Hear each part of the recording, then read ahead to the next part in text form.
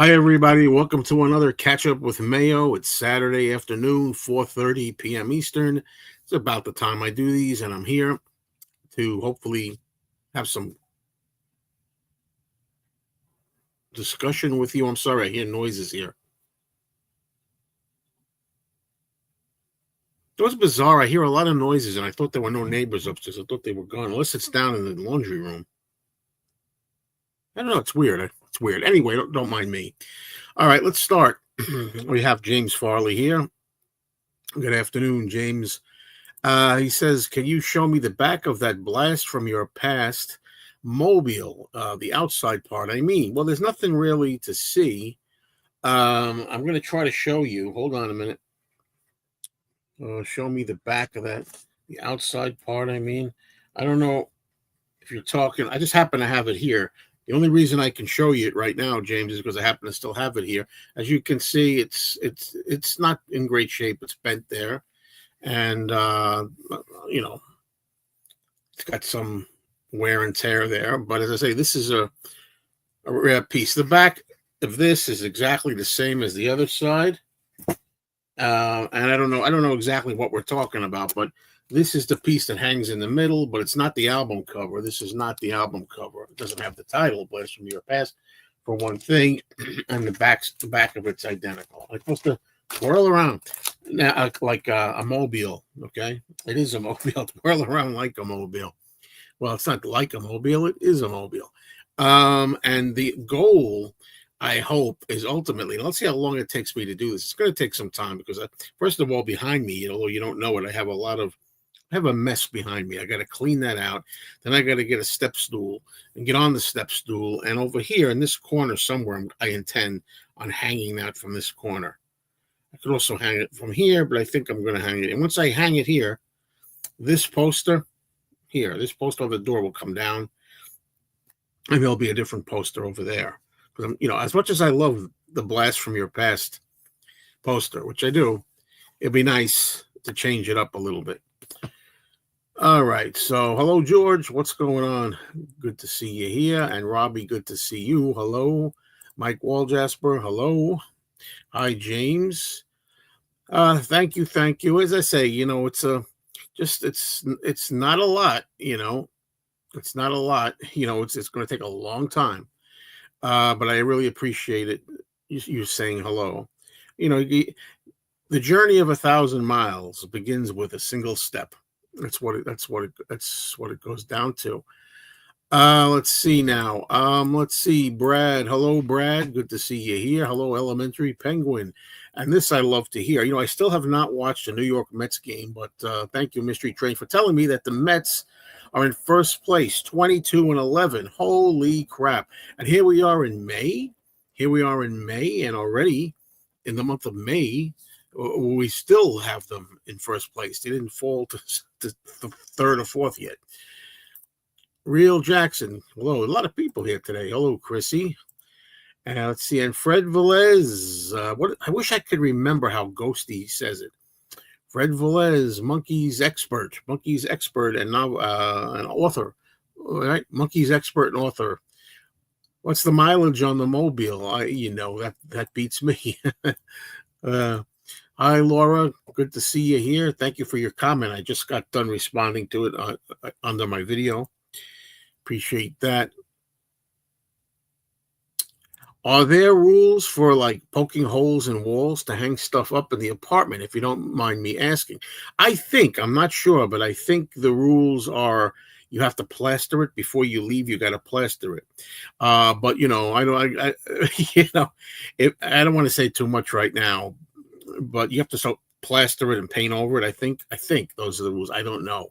I think that's standard, but if I just at some point leave here and just go in with my friends who are going to rent me a place, which is the plan. It could be another couple of years down the line, but when that happens, we just go there, and you know what?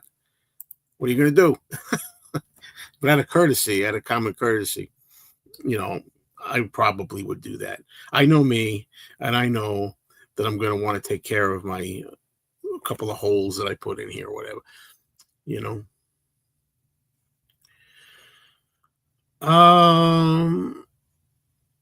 Do I have any superstitions? Or do I believe in any? Yeah, I do. I'm trying to think like what they are here. I'm trying to think what they are because I do have a lot of superstitions. Well, if you want to call them superstitions. For example, I was telling you in my weight loss video that I went to the doctor recently for blood test results. And I was like, this is one of my superstitions, if you want to call it that. Like, before I went to the day when I was going to go to the doctor and he was going to read my blood test results, I was like, I know it. And this happens to me all the time. Whenever I'm too positive, whenever I'm too optimistic, I really believe this. And it's a terrible, terrible superstition to have. I guess it's Murphy's Law, right? Murphy's Law is what I'm talking about. If I get too confident, too positive, if I start thinking everything's going to go splendidly, everything's terrific, it's going to be great, I'm going to be in for a letdown. Well, in this case, I was doing that too. I know the blood test is going to be, I could just see it now. I've lost 23 pounds. I'm feeling pretty good about myself. I got a long way to go. I'm trying to make it like, I've gotten down like Stan Laurel or anything. Yeah. But I'm just saying I have a long way to go. I got a year or more to go. Anyway, and I know I'm in a good place and a good mindset, and I just know when I get to the doctor, I'm going to get a negative result, and the results were very positive. Exactly. Expect the worst, and it will be better. That's for some reason that happens. If I get too cocky, if I say to myself, "Oh, this is going to be a great result," I'm gonna have a great result. Everything's going to be just perfect. I have nothing to worry about. Terrific. It's going to be wonderful. Then I'll have a problem. Now, I could be wrong about this, but that's always a superstition that I have. Let's put it that way. Yes, thank you for mentioning this. Ruth Buzzy has died. A lot of young people have no idea who she is or was. Ruth Buzzy was from Laughing, Rowan and Martin's Laughing. That's her big claim to fame, and yeah, she was 88, I believe. I think. Yes, I've seen that there are going to be steelbook versions of Jaws 50. The only one that I've only seen one of them, actually. One of them had a picture of all the main characters on there, including the mayor, the three heroes of the story, Brody, Hooper, and Quint. And they also got Brody's wife on the cover and the shark. And that's the only one I've seen. And you know what? I didn't like the cover too much. No. I don't even know if I'm going to get it. I'm getting ready because now we're getting close to the summer of 25, which is 50th anniversary for the summer of 75 with Jaws. And I'm looking forward to the Jaws hype. Jaws coming back to the movie theaters. If you look really carefully over here, I got a couple of Jaws items you can barely see by over here, hanging out over there. So I'm kind of excited about it, and don't know exactly when I'm going to see it in the theater again or what stuff's going to be coming out. But this stuff, I don't know what I'm going to do about the Steelbook, though, to get back to the original comment. When I was in college, we would stir up a little bit of Tide in a little bit of water and plug the holes. Yeah, what I'm kind of saying is that, like, I have a security deposit. If I leave any holes around here that I may have put in the walls or something, I've left a security deposit so they can have it. They can do that when I move if I don't want to patch them up. But knowing me, I probably will patch them up. And then I don't need any references. I don't need any references or anything complimentary from the old landlord because I'm going to be going in with my friends. So at least that's the plan still. Let's see.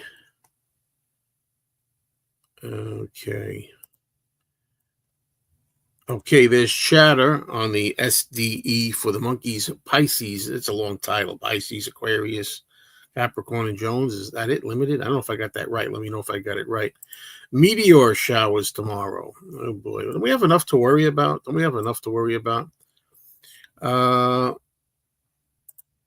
Baz releasing a Elvis concert in December of unreleased concert footage called Elvis Presley in Concert, Epic, EPIC. I really find it hard to believe that they haven't exhausted the well with Elvis. I find it so hard to believe that after all these decades, they're still coming up with Elvis concerts and things. It's amazing. If a psychic medium was having to chat to George and John from Beyond event, would you go? Even if it was for sheer curiosity? No, I would not. Probably no interest in that, actually. I don't believe in it also. I don't believe in that. So there you go. I only know laughing because it was John Carpenter's $1 million question. Ruth Buzzy was funny. She was all right. You know, back when I was a kid, I thought she was funny. Let's put it that way. She used to sit on the park bench as the, I don't know, bag lady, and then used to hit guys over the head with a pocketbook. That's what she's known for. I was watching Jaws original last night. Still a good flick. It's a great flick. And that's a movie that it holds up, and you can watch it every year. For me, anyway. It doesn't ever gets tired. Hello, Eric. At least be prepared for something bad so that you won't get let down and maybe a nice surprise. Exactly. That's the mentality I have. And you know, it's not, you know what it gets me? It's not being an optimist and it's not being a pessimist. It's just being a realist. You know, you have no control over what those test results are going to be. You know, people say have a positive attitude. The test results, everything will be perfect. Everything will be good. Be positive. You have no mental control over test results. You know what I mean? Just like you have no control over the weather. Say you're going on vacation next week, and you say, I wonder what the weather's going to be. And people say, be positive. It's going to be sunny. It's going to be warm. It's going to be beautiful. Be positive. Use that positive energy. You can't affect the weather. The weather's going to, if it's going to rain, it's going to rain. If it's going to be sunny, it's going to be sunny. Yeah, I have no control over the weather, but what I do have control over, we all have control over, obviously, is how we react in a situation, how we take it. We can adjust to it. We can take it in stride, or we can turn lemons into lemonade, or right. We can do that, but anyway. Sorry, the variants are also for Jaws 2 and 3D, not just the original Jaws. Gotcha. Okay. But yeah, back to this again. Well, that's what I do. You know, I say, like, expect the worst, brace for the worst, and hope for the best. And then you get a nice surprise. That's why if it is bad, you're not shocked. You're like, I figured it was going to be bad. And then, wow, I'm thrilled because I was wrong. I love to be wrong. If there's one time I want to be wrong, it's when I think something's going to be bad. It turns out great. You know, I don't know. That's the way I look at it. I do believe in positive thinking for certain things, like with me, with the weight loss, you know, trying to be positive and trying to say that, you know, I'm going to accomplish this goal. It's going to take a year, maybe a year and a half or 2 years. But I'm going to do it. I'm going to do it. That kind of positivity, I fully believe in. When, you know, your positive attitude affects some kind of a change, or that in yourself, or not change, results. You're looking for results. You know, I'm going to save money and I'm going to buy a car. I'm going to do it. I'm going to save that money. I'm going to scrimp and scrape, and one day I'll buy myself a nice car. That kind of thing you can be completely positive about, and it can affect the result. It can make it happen. All right. All right, let's go. Hello, DJ Trish. Good to hear from you as always. DJ Trish, there from the Jersey Shore. You should make a TV series, Jersey Shore Trish version. DJ Trish. There we go. Just think about all the room you're going to have when you finally move. Well, I'm hoping so. I mean, we don't. See, here's again. This is a good example. That's a perfect example of what I was just talking about with optimism. I don't know what the room's going to be like. It could be this size. It could be smaller, or it could be very big. You know, I guess you could tell yourself, I'm going to make sure that when I move, I make sure I don't settle for anything less than a spacious place. I guess that's a way of looking at it you can do, you know. Ruth Buzzy had a lot of talent and personality. She appeared at a couple of Dean Martin roasts as the old lady. Yes, and speaking of Dean Martin, you know something I've never seen, Eric? The Matt Helm movies. Right now on one of the movie channels, they're playing Matt Helm all day. I think three 3 or 4 movies, whatever. I think 3 they're playing. And I watched a good chunk of it. Anne Margaret, just to look at Anne Margaret, va va va boom, you know. But aside from that, I don't know, man. I got nothing against Dean Martin as a singer. I think Dean Martin's a fine singer, but I got to tell you, he looks way too old to play any kind of agent or whatever he's supposed to be, you know, superhero or whatever guy. These movies look ridiculous. These Matt Helm movies, they look pretty bad. However, when I looked it up, I looked some information up. Hard to believe these movies are from the 1960s, which I love, and I've never seen them before. But when I went and I looked up the information about them, I heard they're supposed to be spoofs. So if they're supposed to be intentional spoofs, that's fine. They're intentionally supposed to be dumb. Because there's no, I'll tell you one thing. I do not believe, when I see Dean Martin in that role, I know he's not, it says he's not supposed to be a secret agent or anything, but that kind of thing, like James Coburn or Sean Connery, you know, when I see Dean Martin, I can't buy him in the role. Let's see. Okay, my favorite Ruth Buzzy clips are when she plays Gladys. That's her name, Gladys, and whacks Artie Johnson with a purse. She also smashed Ringo over the head with a pocketbook as well. You know, I don't know if you know. I think she hits Ringo too. Hello, Noah. What's going on? I don't believe I've heard from you in a while, but thanks for joining us here. Vinyl color-wise, what is the most beautiful, striking vinyl you have, and what is the most awful garish color you have? I can't think of the most awful one, but I do have one it's I don't know what you call it. It's like it's a deep purple, but it's almost red. I think it's mahogany. Maybe it's not purple at all, and it's got black marble in it. You know what I mean? It's like a brownish red with black marble in it. That's one that I like. What do you think of Jaws 2 and the other sequels? Oh, I've said this quite a number of times, but that's okay. Not everybody was there. Jaws 2, I think, is a weak sequel. I think the only really great movie is the first original Jaws. I think Jaws 2 is weak, mostly because it's just a bunch of teenagers thrown in the water for the shark food. It's kind of like a Friday the 13th slasher movie, kind of before there was Halloween franchise, right? And before there was slasher film, really. It's just like a bunch of kids waiting to get eaten. They couldn't think of a better story than that. These days, the reason I do enjoy watching Jaws 2 is I enjoy watching Jaws 2 because of Roy Scheider. He returns. If Roy Scheider wasn't in Jaws 2, you could throw it away. You could throw that movie away. Roy Scheider makes the movie. I'm glad he came back. He didn't want to do it. He made some kind of deal, I think, where he owed Universal some work. And I think they said, if you appear in Jaws 2, we'll allow it to be 2 pictures. You know, we will count it 2 movies as one. If you just do that one movie, you'd be free. I think that's why he did it. And I like the stuff that the character of Chief Brody, what he goes through in Jaws 2. You know, he goes through a lot of stress and grief about his job, losing his job and stuff. So as a kid, I was 16 when Jaws 2 came out. Long story short, as a teen at the time, I thought, I still thought it was pretty weak. But okay, yeah, teenagers in the movie about my age. They're about my age, the kids in the movie. Didn't care too much for Jaws 2. But now, as an adult, I like to see the trials and tribulations of Chief Brody, Roy Scheider. That's a long answer. As far as the sequels, Part 3 and 3D sucks big time. It just sucks. And Jaws the Revenge, the 4th one, also stinks. But I still would rather watch Jaws the Revenge over Part 3.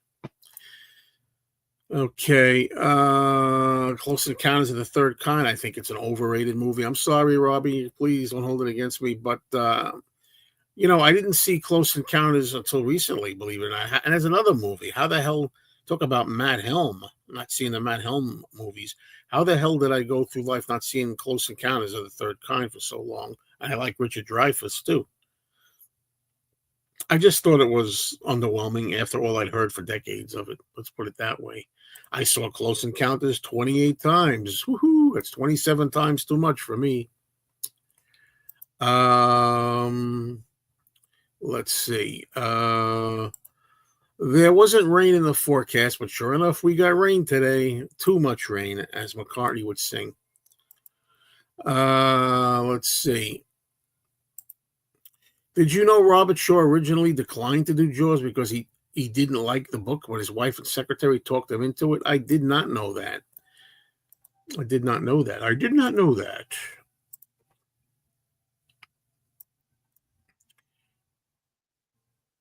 Also, we have control enough to check the weather and dress appropriately. A raincoat, a hat, etc.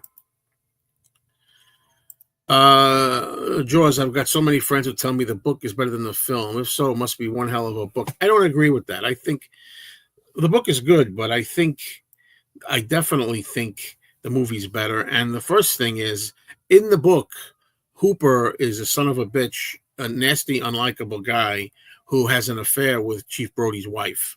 So it's not my, one good thing about the movie is that you root for Hooper. He's a likable character, I think, is one of the things. Yes, I have the Jaws paperback. Yes, I do, and I read it way back when I was very young. I read it. The guy below me, I guess living below you, smeared hamburger helper all over his walls when he got evicted. It was a mess. It sounds not very appetizing. Ruth Buzzy even hit Frank Sinatra as the Gladys character. There you go. Everybody got smacked over the head with her pocketbook. Yeah, that's what I always say. I've said that before. I think the tan MCA label, the worst vinyl label design ever. And Ruth Buzzy's character also hit Muhammad Ali.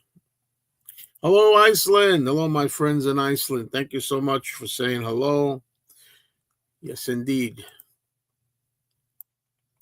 Good seeing you here. And I don't go to the record store as much as I used to, What do you think of the idea of an anthology 4 from the Beatles? If they could have enough rare material that we haven't heard yet to put on an anthology 4, sure, why not? Why not? That's how I feel about that. Wouldn't it be cool if someone made a picture frame that you could put your Zoetrope albums in? It would spin with a strobe light. I'll take that. Zoetrope is a 1-minute wonder novelty item, and you normally find the actual vinyl. Sounds terrible. Yeah, I'm not into it, And because of the fact that I believe you have to look at the Zoetrope image through your phone, right? The phone app. I mean, Beatley Tone, if he's around, can tell us more about that. But you got to look into the app through your phone or something. Come on. Not a fan. Not a fan.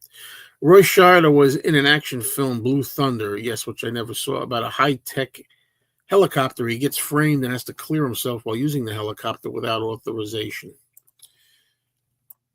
So many movies, so little time. I'll never forget the first time I watched Jaws in 1975. The head popping out of the bottom of the boat made me jump out of my seat. You and hundreds of millions of other people. Even when you knew it was coming.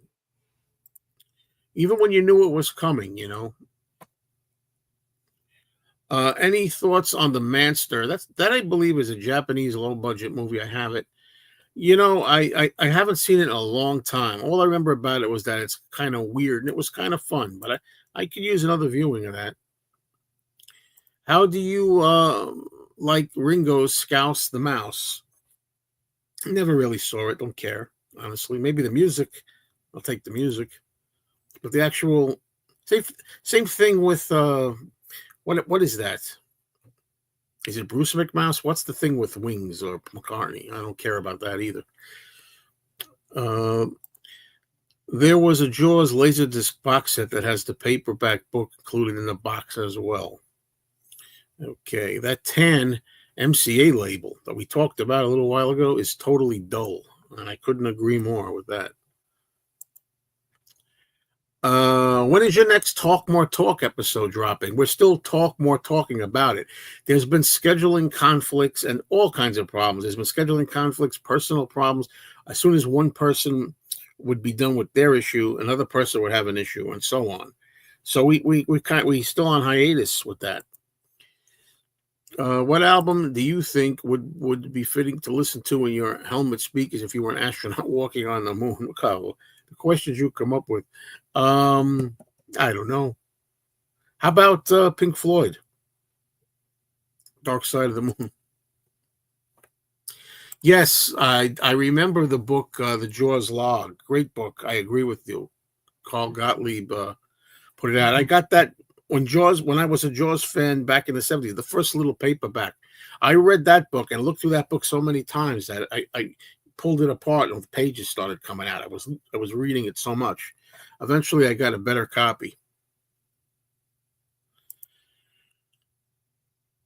For me, it's kind of obvious, but the Apple label design is one of my very favorites. Very classy. It is. It's a very interesting design, and when you take into consideration the front of the side one, the first side has a full apple, and the cut apple, the half apple, open apple, sliced apple, I should say. There's the word I'm looking for. Sliced apple is the second side. So I kind of like that. Have you seen any of the short films on the Laurel and Hardy Year 1, 2+2 sets? Yes. I watched the first couple that they're not in or whatever, and I'm not digging it. But then again, I'm waiting until, like I think you told me, Eric, you got to wait. It takes a while for them to be the Laurel and Hardy that we know. Remember, it's been a while. I forget what the first episode, the first one where they're not in it, or they're not in it as a partners. I watched a couple of them and I kind of got tired of it already. But don't give up faith. Don't give up the faith. I'll get to it. I would love to get one of these days the last Beatles box set, but it's still expensive. Yeah, ain't that always the way? Do you know who won Best Actor in Picture in 74 and 76? Well, I think 74, it was The Sting, I think, won in 74, wasn't it? What I mean by that is that it's always the year after, because The Sting, the three great movies were up, three 1973 movies, The Sting, American Graffiti, and The Exorcist were up. And I think in the 74, I think The Sting won. I forget who the best actor was in 74. 76 wasn't Rocky for 76. I think the Capitol albums mono box set. Oh yeah, I didn't buy it. I don't miss it. Like I said, when it comes to those, I'm perfectly content having the original albums and as close to mint as I can, the 60s albums. I have a set of originals that are pretty good. Okay. Hi, Scott. Look forward to your weight loss videos and live chat. Congrats on your journey. Well, yeah, like I said, that journey, I'm not gonna put the cart before the horse. I'm not going to count my chickens until they're hatched, all that kind of thing, because we don't know what the future is going to be with it. And last night, I went out to a dinner, and for the first time since I started, I had pasta, let me tell you. And I paid the price today. Did you believe that?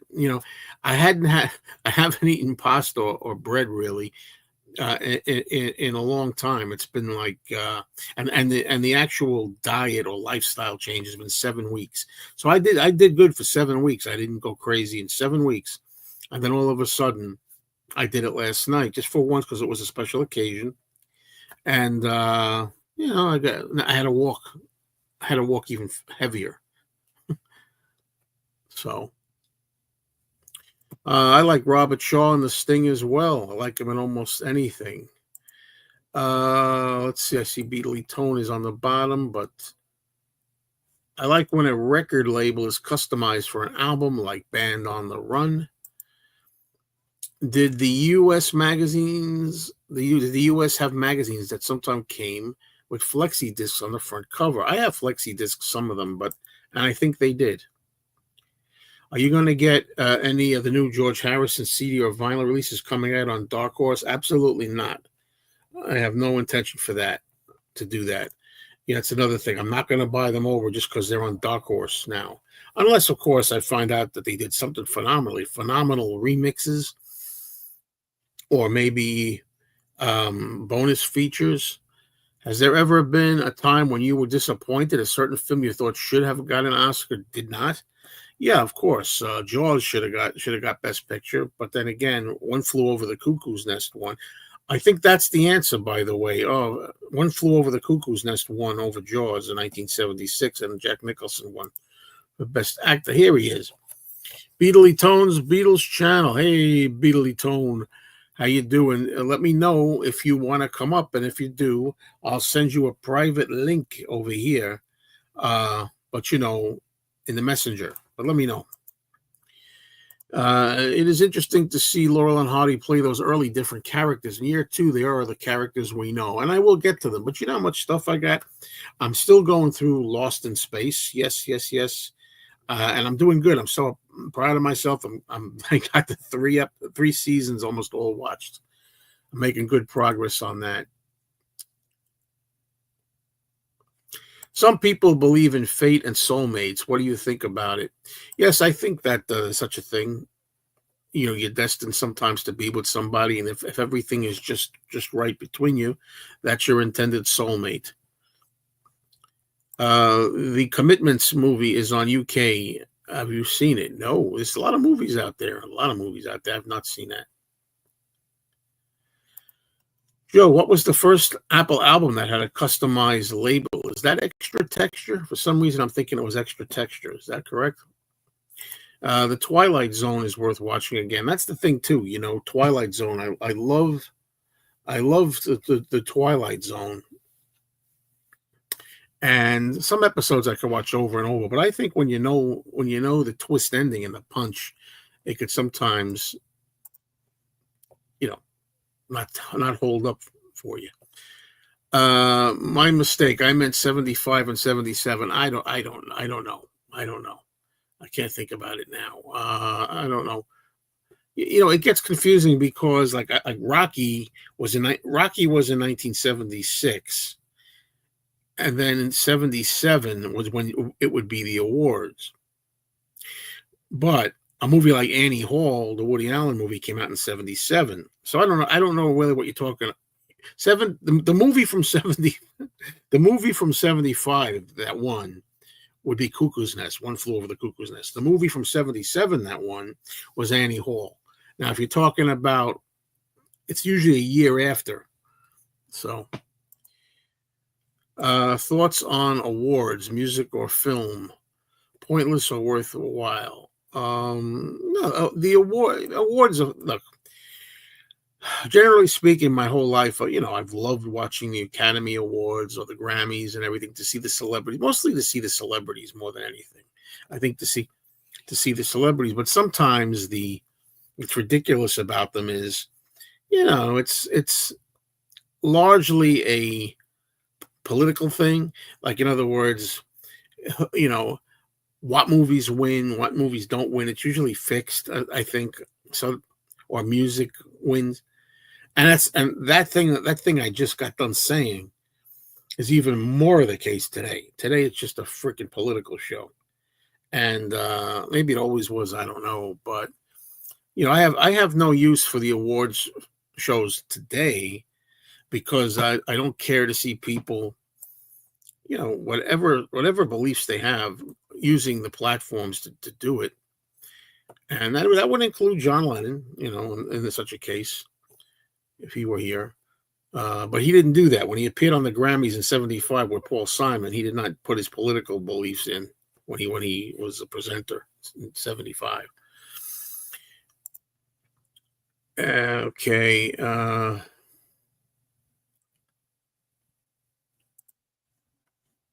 don't know what we're talking about here. I don't know what we're talking about.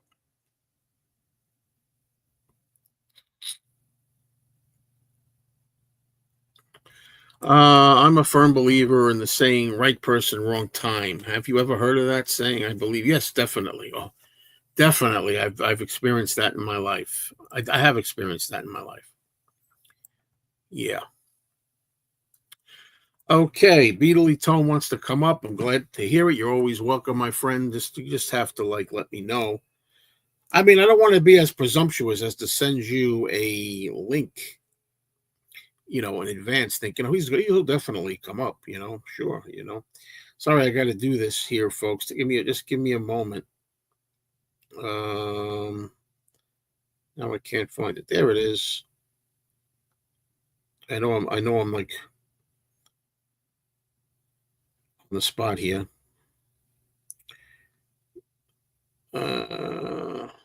Just easier for me to do it this way.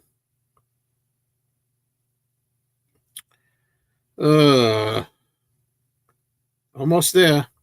Here we go. Bingo. All right, that should do it. Okay, let's go. This is interesting because Beatley Tone's coming up, and he just did a deep dive on this. Which Beatley Tone, I have not heard your video yet, seen your video yet. I've been listening to George's albums 33 and a Third and the self-titled Somewhere in England. All three albums are pretty good. How do you feel? I think that of those three albums, I think Somewhere in England is the least of those three albums. But having said that, I'm a defender of it.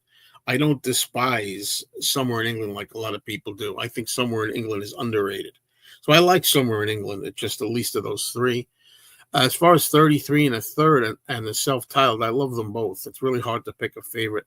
I'll give the edge to 33 and a Third, slight edge. I think the album they came out in, released, is probably the order of how I like them. Okay. Being a fan and a reflection of the time, because the Beatles all grew their hair long and grew beards, do you think you as a fan and around at the time would have done the same? Well, I'm the kind of person who always follows my own thing. I've never been one to go with the crowd, like do whatever everybody does. I didn't smoke because my friends were smoking. I didn't try pot because my friends were, putting skunk weed in their lungs. Well, I didn't inhale, according to Clinton, right? But, whatever it is, I've never followed the crowd per se. Some things maybe I did. Little things, I don't know. But, hairstyle, maybe you're talking about hairstyles, maybe back in the John Travolta era, when I was in school, I kind of had my hair like that. I still kind of do, although I parted in the middle, But hold on a minute. We got Beatley Tone waiting. I'll be right with you. I usually don't follow the crowd, though. I'm very proud of that in my life. I just do my own thing. Joe needs Lila to be his new show producer. Now, while Beatley Tone is waiting in the wings, it says, because Beatley Tone's coming up, can we still chat about anything? And I said, yeah, you could still do that. That's fine. But, we can have Beatle talks too, because here he comes. Okay, you ready, Beatley Tone? I'm going to put him up now. Here he is, Beatley Tone. Tone. Hey. How are you? Hi, Joe. How you doing? Oh, hi. That is a swell shirt you have there. Thank you. Looks like you got a haircut or something. A couple of weeks ago, I had a haircut, yeah. Oh, okay. See, I can tell. I had this same haircut last week when we did Chaos. You didn't notice. Didn't notice. Looks a little more, I don't know, groomed or something. I don't know. It looks really. I better quit while I'm ahead. Yeah. Make too many shiny head. Yeah. So how you can talk about anything tonight. I don't know much about films and stuff, so I'll just let you deal with that. Oh, well, we'll skip those then. No, it's fine. No, it's fine. Let people talk about what they want to talk, and they can talk films with you, and I'll just chip in with things that I know about. Well, when was the last time, Tone, that you listened to a cassette? I don't know. Probably before you could record your own CDs. Remember CDRs? Sure. Yeah. Because then I used to, listen to cassettes in the car, and make cassettes. Hi, Chrissy. But then once CDRs came out, I just used to make, compilation CDs from other CDs and play those instead. Well, certainly before CDs, I made tons and tons of audio cassette Yeah, me too. compilations, Beatles things all the time. I did that thing, where you put together different years, Beatles 75, Beatles 74, and you put all the solos together. Yeah. Things like that. But the last time I listened to one, I can't remember the last time it was. I really don't like cassettes, to tell you the truth, but I've got so many things on cassette. I have interviews. I was thinking about that. Like I used to interview a lot of celebrities back in the 90s over the phone, and I got a lot of, if I'm going to listen to a cassette, it would be something like that. It would be interviews or something, not music usually, So yeah, no, I haven't had a cassette deck for years, decades. Where do you I was saying you just have a new deep dive video for 33 and a third. Yeah, I do. Yeah, which I have not taken the plunge yet to see that. Okay. But I shall. I have to remember that too. Every time I'm doing my long walks, I try to look for something that's somewhat lengthy enough, and I think that'll do it. I think it's 40 minutes or something around there. Your thing, but somebody asked just a little while ago about the 3 George Harrison albums: the self-titled, 33 and a third, and Somewhere in England. Where do you stand on those albums? I think chronologically, yeah, 33 and a third is best. Then George Harrison. Then Somewhere in England. Do you rate Somewhere in England at all, or do you not? It's like okay. It's got its moments. I think it's got its moments. There's a few good tracks on it. I actually really like the 2 covers on there. The Hoagie Carmichael songs, Baltimore Oriole and Hong Kong Blues. Is it Hong Kong Blues? Yeah. Yeah. And, obviously it's got all those years ago on it, and is it Unconsciousness Rules is on that one, I think. Yeah. Life Itself. Life Itself is a great ballad. Yeah. Yeah, it's got some good stuff on it. But I think the other 2 are better. Yeah, I think Somewhere in England is getting a better reputation over time, one of those albums. But I know one album we disagreed on, we had some fun with in the comments, and that's Flowers in the Dirt. Yeah. Yeah. I wanted to do a deep dive on Flowers in the Dirt now. Go ahead. Don't worry about that. That's great. Because I used to do that. I used to do that. I didn't have a spiffy title like Deep Dive, but I used to do that. I don't know if you recall. We all do it. I mean, solo Beatle reviews, and I keep promising for a few years I was going to get back to it, and I just haven't. And then one day when I was listening to Flowers in the Dirt, I thought, I don't like this album that much at all, and for me, and I said, I'm going to make a video about it. And then I said, as long as I'm going to do a video about it, I guess that means my solo review series is back. Yeah, of course, yeah. So, let's see. Hi, everyone who's saying hi. Yeah, in the comments, I can see them. What movie in the 1990s Linda Blair turned down the final girl in a horror movie, and Jack Palance was originally thought to be? I'm all mixed up here. What a movie. In the 1990s, Linda Blair turned down the final girl in a horror movie, and Jack Palance was originally thought to be a Man with the Golden Gun. I could see Jack Palance. I mean, Christopher Lee did a fine job in Man with the Golden Gun, James Bond. But I think Jack Palance would have been fantastic. Hello, James. In your opinion, why do you think that it's taking George Harrison Camp so long to put out more of his music remixes and box sets? Because they're Harrisons. What do you think, Tone? Yeah, I don't know. It all looked encouraging when they did All Things Must Pass, and we thought they were going to go straight through.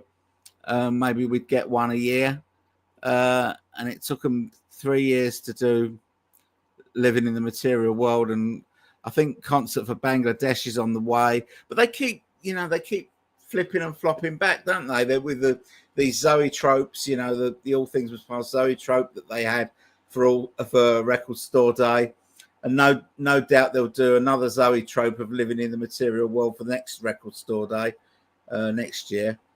But yeah, I wish they'd get on with it.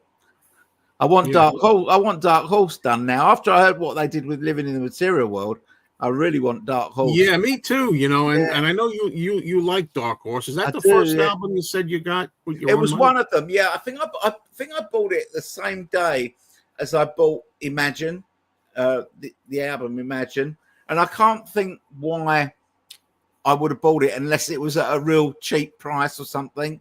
So maybe I had a little bit left over after buying Imagine, and I just had enough to buy that.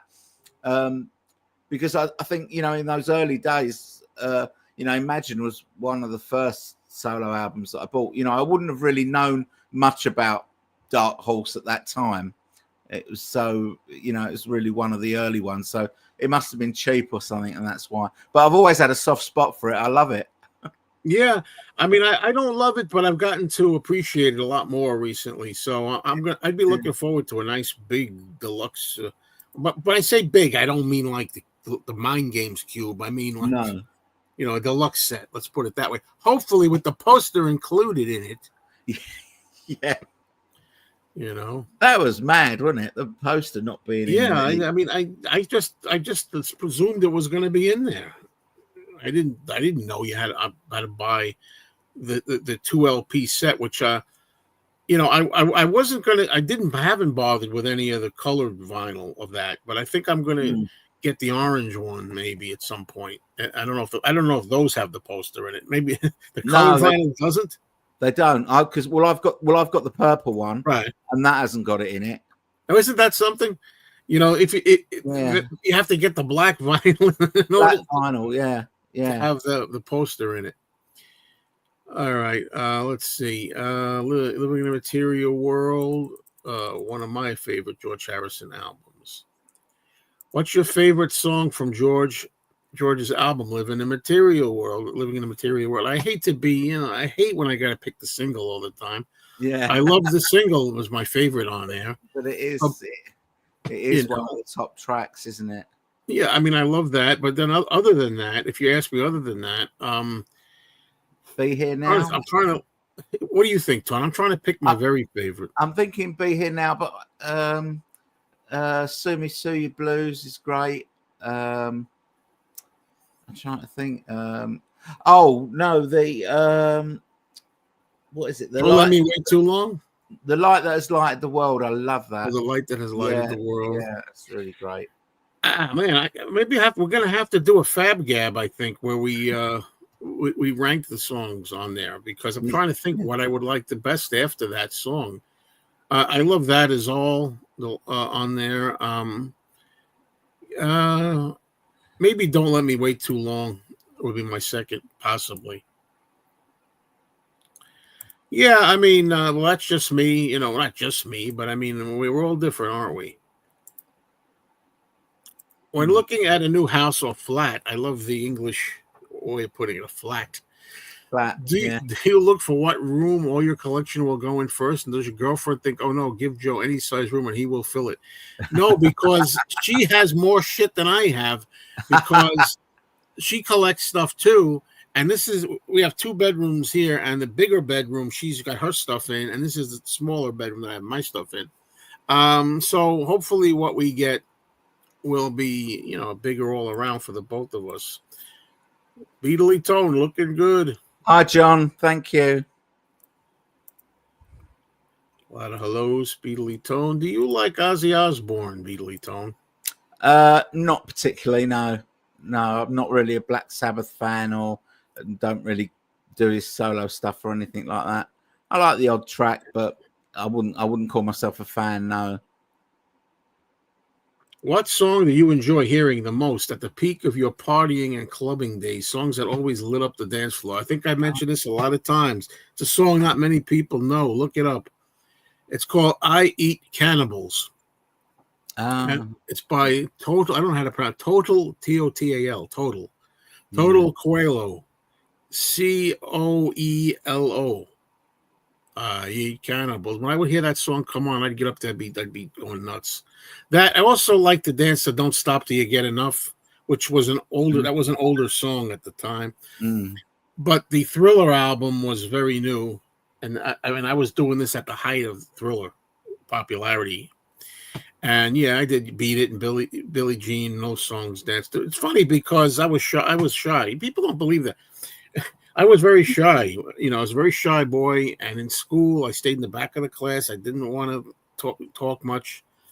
And then I got out of that as I got older.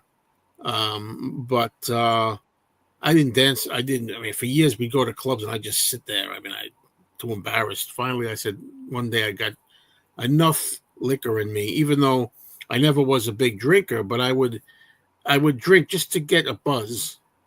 And then that's one thing about me, man. Well, I guess it's everybody, right? But when I drink and get buzzed, which isn't often anymore, I just feel like confident, relaxed. I could do anything. I could do anything. I could, no inhibitions whatsoever, which I guess is part of it. And I always would say, why can't I be like this all the time? Mm-hmm. What do I need to do that stuff when I used to go? But it used to be just a type, go to a club, 2 drinks is all it would take. 1, 2, and then I'm like, not sickly drunk, but just good. Just feeling good, yeah. And that's the most I did in those days. A lot of people, hello everybody, saying hello to Tone. Let's see. We need to know more about Tone. What is his other music favorites apart from the Beatles? I've got a lot actually. Which when when you say I've got a lot, then automatically you can't think of who those people are. Yeah, of course, right. But I like a British band called The Jam. Big fans of them. I like a lot of sort of 70s stuff. Elton John, big fan of Elton John. Elvis Costello, I like a lot. Got a lot of his albums. I like a band called American band called Fountains of Wayne, who never really very big over here, but I think they were bigger in America. But they had a hit with a song called Stacey's Mum, and I love them, and I always used to see them when they came over here, but they only ever used to play about 1 or 2 dates every time they came. And who else do I like? I like Led Zeppelin, and I like 10cc quite a lot. So yeah, a lot of bands really.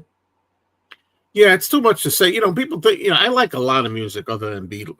And I'm trying to get to the habit. I don't know if you noticed anybody, not for my voice, if you want to use the word accent, I say Beatles like a D, the Beatles. I'm trying to say the Beatles. I'm trying to make the T come out like the beat. And it really sounds forced when I do it. Hey, everybody, how you doing? My name's Joe Mayo, and I like the Beatles. It doesn't sound right. I'm trying to do that, but anyway, so yeah, there's lots of music I like, but it's so many records. They're mostly, a lot of them are like singles, or just maybe like I like a group where I really like a good solid 10 songs by them or something. I'm not obsessed with everything they do, Are you going to get any of the new George Harrison solo releases on CD or vinyl that are coming out on Dark Horse May 9th?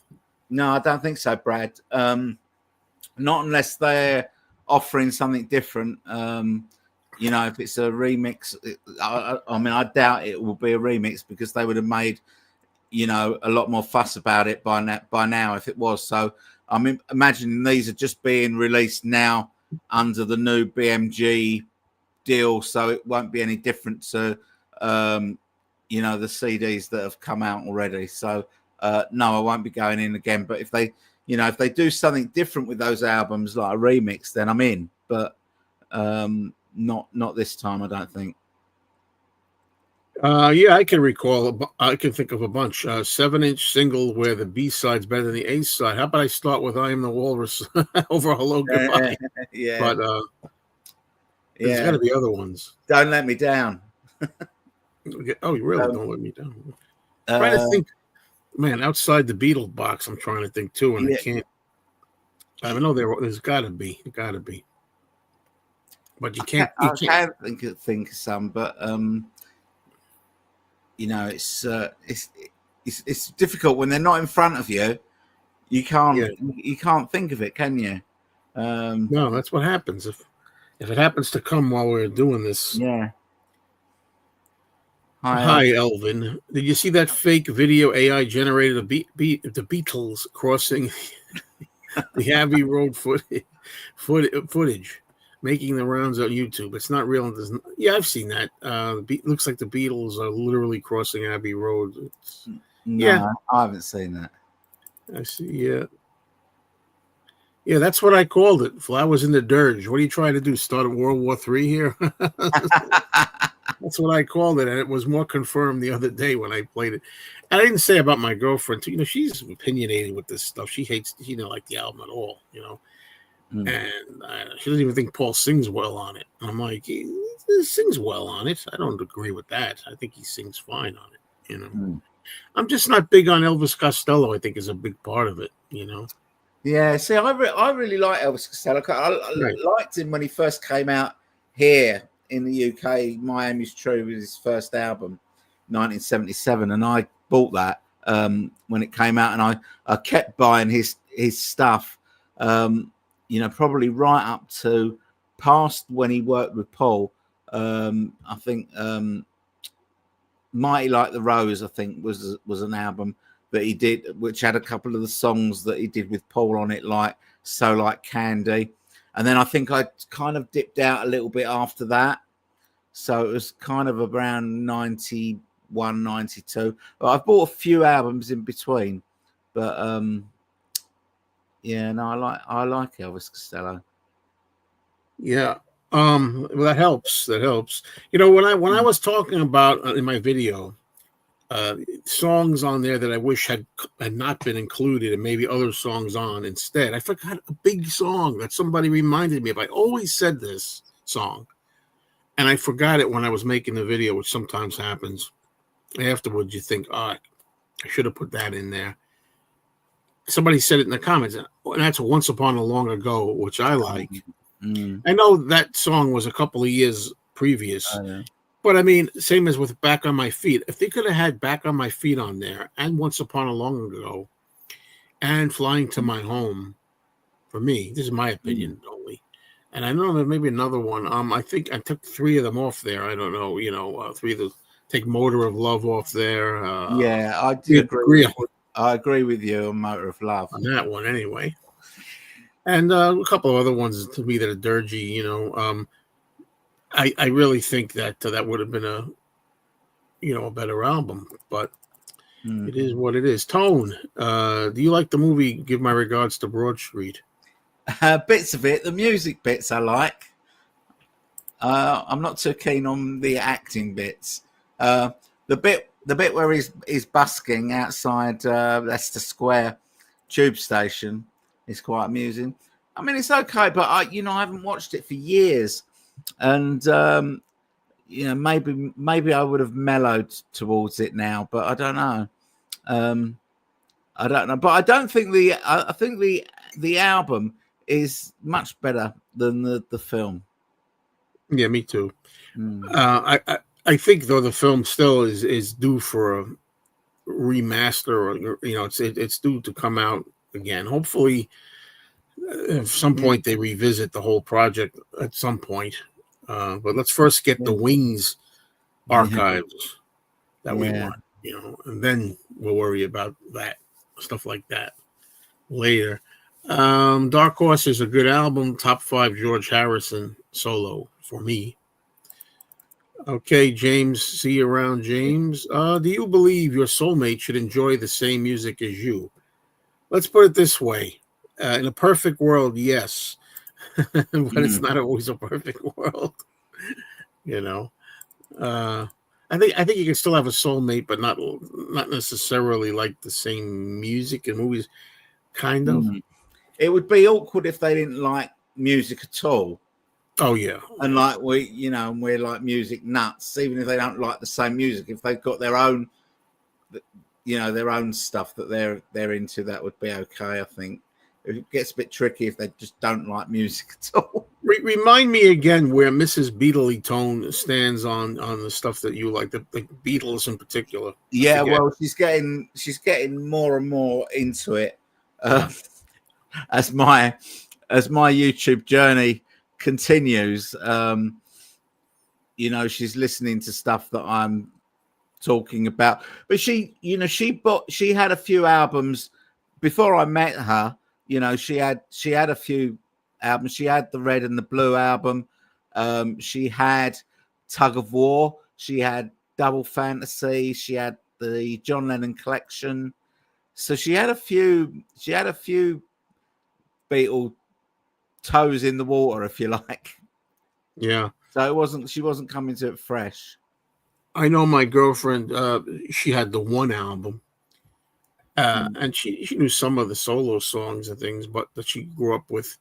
But she's told me she has a real obviously, since she's been with me, a real appreciation now, and she's learned so much. So she's interested. She likes kind of historically to get involved in what's going on and what's happened in the stories of people. So she's getting to follow a lot of that through me, obviously. Let me go up there. Do you? Hold on a minute. I tend to go when we're talking. I tend to go like this, scroll up and down, and I got to go back up again. Is there any part of the Beatles story where you think, decision-wise, they made a mistake? Well, only the ones that, in my opinion, that have been found to be mistakes. Like, for example, Magical Mystery Tour, the movie, might have been a mistake. But you know what? In retrospect, it's a weird little psychedelic time capsule. Alan Klein, maybe. Oh, Alan Klein, obviously, yeah. That's a biggie. Alan Klein, yeah. Although he did get them the money, is that right? I mean, yeah. I mean, they did, because they went into business and had no, business acumen whatsoever. No. If Brian had still been alive, it might have been a different story. But they lost thousands and thousands. Here it comes. Where did you get the out figures of the Beatles crossing Abbey Road behind you? Oh, I don't know. I think Mrs. Beatley Tone bought it for me one Christmas, and it came on a sheet, and you just, there's stickers, and you just, pull them off and stick them up. But I'm not sure where they came from though. Okay, what Beatle releases were you guys most unexcited or disinterested in? For me, one of them is Love. I'm one of the few people I couldn't care less about the Love's album. I think as a soundtrack to the show, which I have not seen and never saw the show, I can see why it exists, but I just don't personally care about that. I'm not even big on the Star Club, to tell you the truth. The Hamburg music quality. Nor me. Yeah. I don't know. You don't look as if you're from your profile picture, Lila. You don't look old enough to have remembered Real Music, the film music that came out in 1982 or something like that.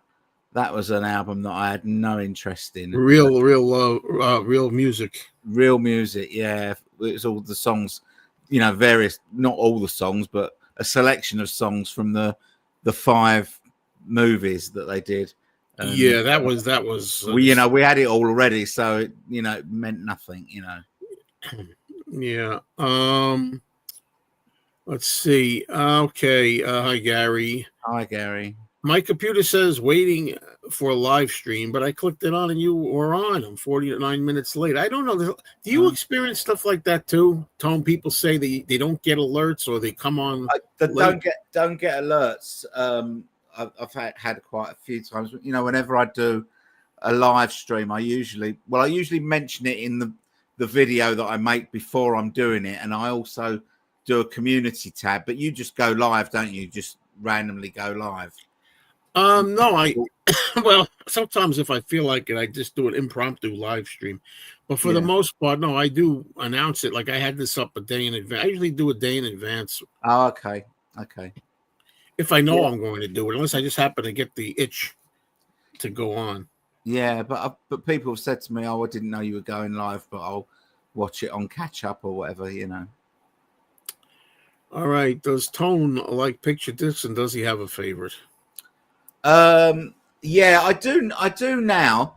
I like the picture discs now. The ones that I've got like an Abbey Road and a Sergeant Pepper one that I bought in the 70s, and they look nice, but they don't sound very good. But one of the best ones, I bought a few of the David Bowie reissues on picture disc, Man Who Sold the World and Hunky Dory, and I bought Revolver on a picture disc, which was really nice. So I'd probably say that one, and it sounds really good as well. So yeah, Revolver on picture disc from 2022 was great. There you are. Okay, now let's say Paul releases a new album of new material. Will he do a McCartney 3? All those color vinyl selections, all out blitz to get to number 1? I hope not. I really hope not. Yeah, he did stuff like that with Egypt Station also. Yeah, I think there's only so many times you can you can do that, I think. And what's your opinion on this has been brought up, and I must try to word it correctly. Like, I know I've talked to other fans, and they've said, well, listen, the times are different these days. So Paul has to do this. He has to do it to get to number 1. Otherwise, he can get to number 1.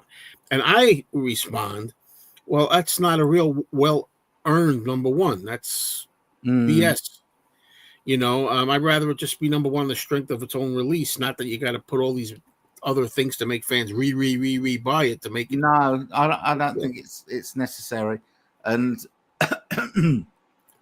like you say, it's not a true right. A true number 1 in the sense of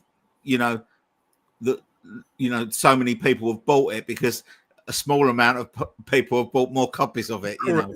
Yeah, that's breaking it down to the basics, right? That's what it is. Yeah, so, I mean, as much as I'd like to see Paul get number 1, that's really desperately doing it, and it's artificial number 1 to me. I mean, I was really thrilled when Now and Then got to number 1 here in the UK, but I don't really pay that much attention to the charts these days. I don't know how important it is for Paul to be number 1. Does it really matter? He's had so many number 1s that are coming out of his ears, and I don't know. I don't know if it matters that much. Well, it matters to me only in the sense that, well, it doesn't matter. We're just talking about music quality. It doesn't. It's that whether you enjoy the music is the main thing. Who cares what number it gets to? But when it comes down to the idea, it's bragging rights. To be, if legitimately you get to 1 legitimately, because it's just bought by a lot of people, whatever, or streamed these days by the most people. I think that's a pretty good feather in the cap. I really get tickled to death the idea that the Beatles have a legitimate number 1, with Now and Then, and if McCartney has a legitimate number 1, say with his next album this late in life in the 80s, and it's not just a mercy thing or a marketing, gimmick. I get something out of it. Does it have to be? No, of course not. I don't think either. 10cc. I have been following the music since the early days. One reason is Graham Goldman is my cousin. Oh, is he really? Is he really? Are you from the UK? That you're from the UK, I presume, and from are you from the Manchester area?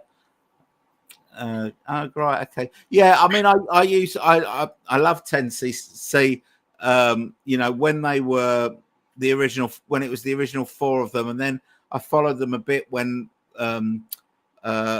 Lowell Cream and Kevin Godley left, and they got the other guys in. I went to about 1980, and then I kind of dipped out. Hey, Tom, by the way, has anyone told you that you sound like Ricky Gervais? He's from Reading, yeah. Well, I'm not that far from Reading, but far enough not to have a Reading accent. No one's ever said that before. I love the Animals, but I would not call them the best British band ever. No, I wouldn't either. I do like them, though. As you get older, you realize that the quiet, shy people, when they are young, are often very knowledgeable and intelligent. And I am. That's one thing. Wait a minute, though. I am not knowledgeable in the sense of book smarts. Anybody, anywhere can run circles around me when it comes to book smarts. I can't. I still don't know where everything is on a U.S. map. I still don't know where all the states are. Okay. But when it comes to sense, common sense, and things, thinking things through, a lot of people don't have that. That's my opinion. that's a fact about me.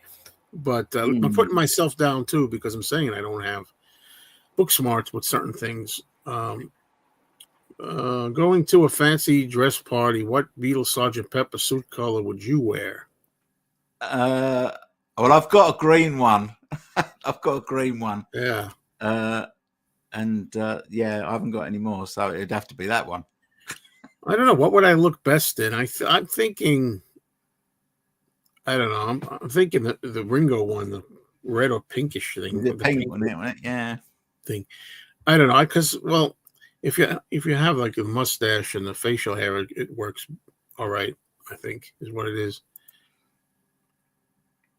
Yeah, and you think we're in trouble now. You just wait for the next 5 years. What we're going to see with AI. I see Fleetwood Mac Silver Springs is considered one of the best B-sides. I like the song. It's a good B-side. I didn't need it on the album, though, funnily enough. I mean, I've had versions of Rumors where they put that on the album, kind of, and I don't know if I like it on the album. I don't know. I like the song's good, though, but it's, in my opinion. There you go. A lot of people do love Elvis Costello. Trust. Yeah, that's a good one. I think the first 3 albums are hard to beat. I think Miami's True, This Year's Model, and Armed Forces are all fantastic. But Trust is a good one. I like Trust. It's got that song co-written with Glenn Tilbrook on it, hasn't it? Glenn Tilbrook from Squeeze. John, I know Peter. That is, I don't know. This is what I mean. There's videos going around of all of it. You make a big spectacle of it, then everybody, he doesn't want enough. We'll make it. Whatever. I mean, that's fine. I don't care anymore. You know what I mean? But I still rather have it with. Yeah, fine. That's fine. But people might take I Eat Cannibals the wrong way. Elvis Costello's first 3 albums should be in everyone's music collection. There you go. What I just mentioned. Well, that's if you like them. I don't. I like Pump It Up. Is True. This Pump It Up. And Armed Forces. All great albums. Maybe I got to give them a full listen. Maybe I should do that. Yeah. I'll put it on my list. I mean, those 3 albums are very different to the type of stuff he was doing with Paul in the late 80s. Right. Which is, kind of 10, 12 years later. So, well, I know some of his songs, now that I think of it, that other people have covered, like Girls Talk. Oh, yeah. Like Linda Ronstadt did a version of Girls Talk that I like, and I don't really know. That's his song, right? He's done it too. It is, and Dave Edmunds did it as well. I think he did the. I think it was written for Dave Edmunds, and he did it on a Rock Pile album that I think Elvis Costello produced. I think, but yeah, he's got some great songs. I Don't Want to Go to Chelsea is one, and Pump It Up. I think you mentioned that one in your video, didn't you? Pump It Up. Yeah, I do like that song. I could never date a guy who doesn't like the Beatles. Yeah, well, you got to at least like them somewhat, I mean, if you out and out hate them, we got a problem. You got to draw the line somewhere. The best Beatles compilation in terms of sound quality is Love Songs. It used the same stereo masters in the late 70s they used for the BC-13. box set, the Liverpool set. I think is that the one. Yeah, I'm wondering whether to upgrade my copy of Love Songs, because I quite fancy getting a US one with the embossed front cover and the booklet thing inside, because we didn't have that with Love Songs.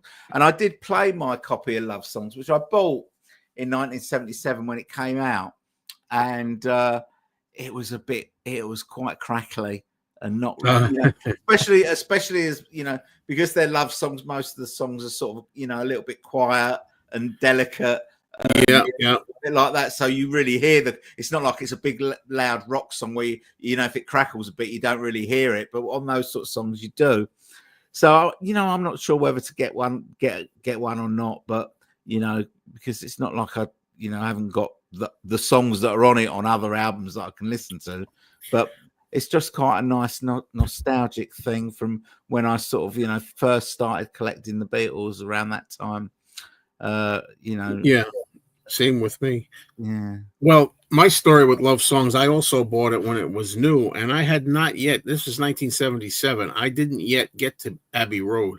I hadn't gotten to Abbey Road until 78. Oh, okay. So Something was the first time that I was hearing it was on Love Songs. All right. And I remember in the living room, my mom had one of those long stereo consoles. Yeah. And I put it on, and I would lay down there at a nice gentle volume, and I'd be laying on the floor on the rug listening to something. And I loved it. Now, if something comes on the radio, I'm like, oh, not this again. Yeah. But that's the way I was then. Did you used to call them radiograms? Those long cabinets that had a record player in them, and a radio as well. Had a radio as well. Yeah. And they had a space for records that was like this. Yeah. So what did you call them in America? Those things. I don't know. Console. Okay. Stereo console. Hello, James. Hi, James. My wife enjoys Macca music more so than the Beatles, and my daughter really enjoyed the One-to-One documentary. Oh, that's pretty cool. That's cool that she enjoyed that. And my favorite Beatles song, Chrissy says, "All You Need Is Love." For me, go ahead.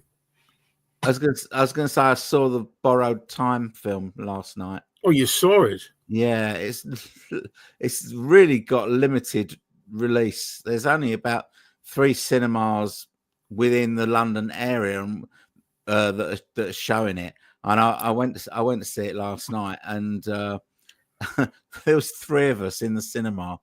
And would you believe this?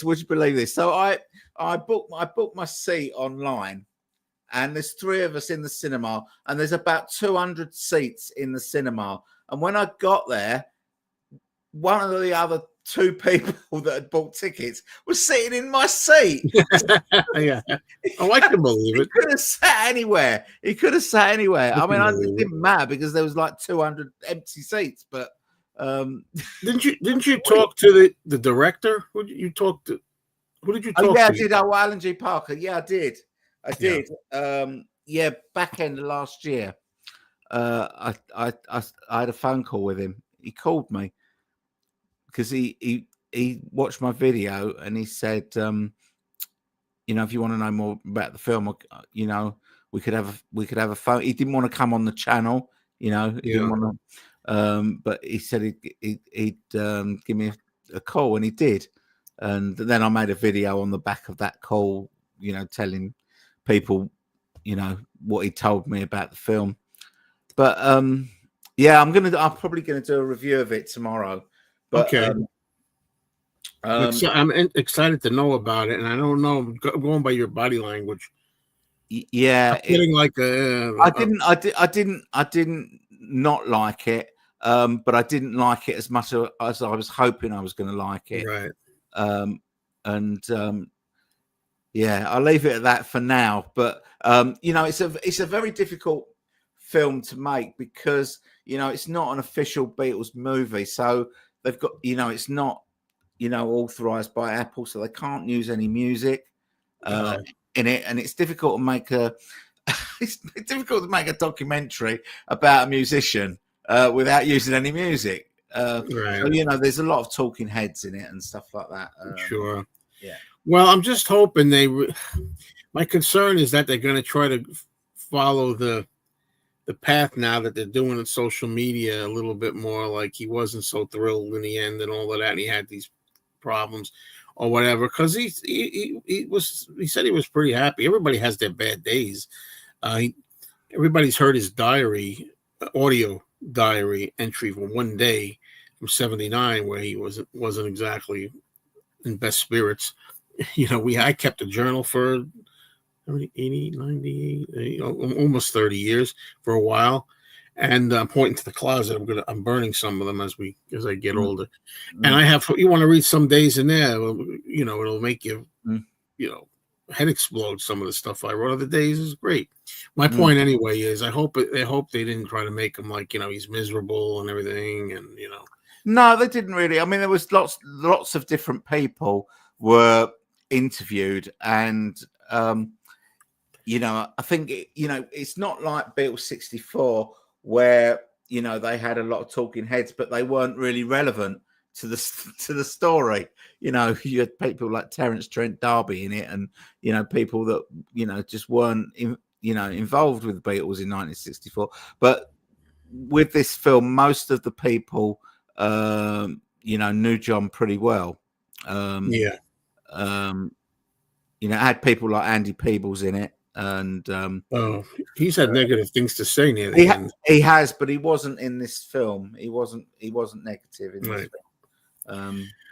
Well, I look forward to it, and I just realized there's a theater around here, a little independent theater that's showing Midas Man today, which I still haven't seen. And I'm not in a rush to see because I know it's going to suck. Yeah, I know I've seen a lot about tall Ringo and short John and all that. Yeah. And I've seen clips, and every one of them just makes me shake my head. Every clip I see. So I could have went to see it. It's also playing. So a Monday, it's going to be playing at the same theater. I could maybe go there, but I haven't decided whether I'm going to do that or just wait to see it somehow online or this, that, the other thing. Now I get. Sorry, I was just going to say, Borrowed Time is going almost immediately to Blu-ray and DVD. Probably in about a month it's coming out, and it's going to have a director's cut on it as well, which is about an hour longer than the film. I think maybe an hour and 10 minutes longer. Okay, for me, the Hey Jude compilation is my least favorite Beatles album. Hey Jude being my least favorite Beatles song. Wowee. That's a great compilation, I think. I love the Hey Jude compilation because I bought that really early on as well because I didn't know what it was. I didn't know it was a compilation. I didn't know it was a US album. I just saw it there in my record shop, and I thought I'll give that a go. And I've always loved that the Hey Jude album. Well, growing up for us, it tied up some loose ends at the time for America anyway. Yeah, the sort of the non-capital stuff, right? I mean, it would have been great to get, I guess, the Inner Light on there, and I'm Down maybe instead of Can't Buy Me Love. I should have known better. But the Beatles' Love soundtrack was okay. I did enjoy the mash of Tomorrow Never. I don't like any of them. The mashes I hate. I hate that stuff. I'm not saying they did a bad job, but I did like, While My Guitar Gently Weeps with the orchestration on it. I like that. I really like the Love album, I have to say. It sounds really great. Yeah, quality-wise, right? Yeah. The show was great. I got to see it last March of 2024. Brought back a bunch of emotions. The mix of Hey Jude into Pepper reprise is outstanding. We get alerts, but the stream doesn't start on its own. You have to reload the page. I don't get all that. I don't know. Paul is number one by default, in my opinion. Oh, that's interesting. I think so too. in a way. For some people, not for all, but for some people it works like that. Or some people, if you mean that John's not here, I don't know. But if I don't know if that's what you mean. But had both of them been here, there's still people that would prefer Paul. And like I said, I like all four Beatles. I really do. But we just have fun sometimes. Here we go again. I had no advance. I'm really tired of hearing this, Brad. Not from you, Brad. Don't get mad. But it makes me upset that so many people say this. I had no advance notification for this live stream. I only knew about it when you popped in live on my phone. What I don't understand is at least 24 hours, give or take a few, in advance, I put up a thumbnail that says that I'm going to be live. So you might not get like a bell ring, the bell thing, or a notification like that, but don't you see it on the page that it says? I saw a thumbnail for this. Yeah, that's what I mean. I hope that Paul, what is this? Does an instrumental album next? Are you? Yeah, me. I don't either. Although, depending on how his voice sounds, maybe. I get the feeling that he's really working. He's really trying to make this a great album, because this could be any one of them could be his last now, dare I say. I mean, he's up there. So, I mean, I think he's really trying with this album with Andrew Watt as the producer and take the time. Let's hope it's good. So do you have a favorite Wings song, Beatley, Tone?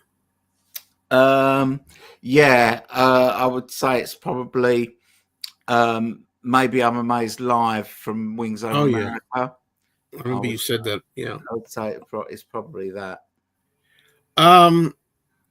If that counts as a Wings song. Yeah, that's a Wings performance. A Wings performance, yeah. I mean, it's hard for me to pick a Wings one, I mean, because it's a favorite. The first one that pops in my head is Junior's Farm, but I don't know if that's necessarily really my number one. Yeah, there's a few that if we say that Maybe I'm Amazed is not a Wings song, it's a Wings performance, and I've got to pick an actual Wings song. I love Cafe on the Left Bank. Oh, I love that. And London Town. Yeah. And Call Me Back Again, I really like. All these songs I love. But I'm not one of those people that say, it's so much better live. I'm not. Maybe I'm Amazed. I do love that live. Yeah, I think that is better than the version on McCartney. But I do prefer the McCartney version on the song. Do you? But but I say prefer, but if I do, it's just by a little bit, Yeah, they're both great to me. They're both really good. I just think Jimmy McCulloch plays those two guitar solos with so much more finesse than Paul does on the studio version, and I think Paul's vocals are miles better on that live version.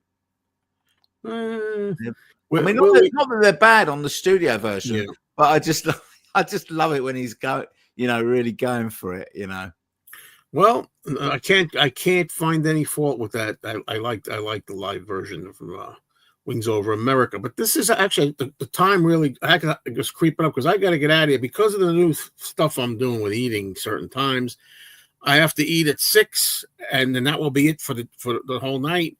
And it's almost 6, and I got to prepare it. So anyway, so I got to get off here, but.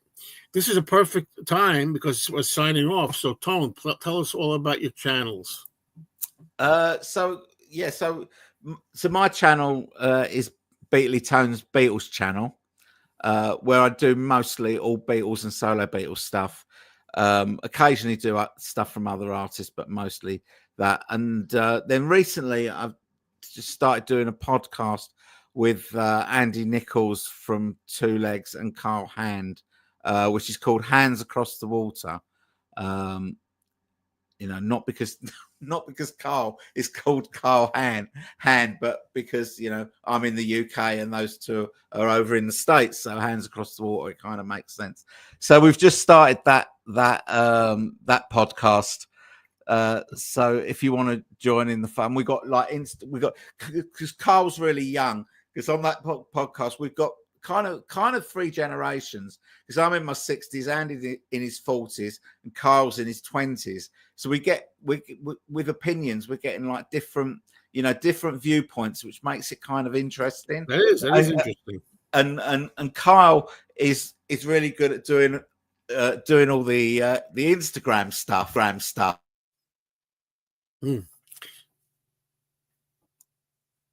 You got muted. I don't know if I did that. I might have done that. No, I didn't do that. I don't know what happened. You're muted, but it doesn't matter because it's the. Can you unmute yourself?